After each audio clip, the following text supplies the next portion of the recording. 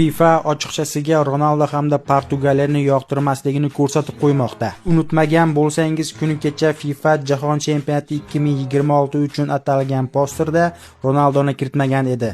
Ushbu surat ko'pchilikning e'tiroziga sabab bo'ldi va keyinchalik o'chirib tashlandi.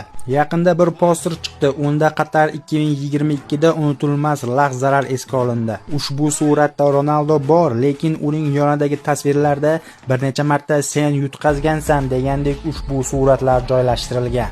Birinchisi, Gana o'yinchisi Bukari Portugaliyaga urgan golini Siu deb nishonlamoqda. Ikkinchisi, Janubiy Koreya Portugaliya ustidan qozonilgan g'alabadan so'ng tushgan jamoaviy surati. Uchinchisi, El Nasrining bosh bilan gol urib, Ronaldo va uning jamoasini turnirdan chiqarib yuborgan goli. To'rtinchisi, Marokash Portugaliya ustidan qozonilgan g'alabadan so'ng o'z murabbiyi bilan g'alabani nishonlamoqda. Beshinchisi, Ronaldoning ushbu suratda esa Urugvayga qarshi uchrashuvda Fernandesning golida boshim to'pga tegdi deb ushbu golni nishonlagan vaqtidan olingan. Va oltinchisi, ushbu turnirda yana bir penaltishunos futbolchi Messi kubok bilan butun kadrni to'ldirib turgan holda posterning markazida turibdi. FIFA bu rasm bilan ochiqchasiga biz Portugaliya va Ronaldoni yoqtirmaymiz deyotgandek.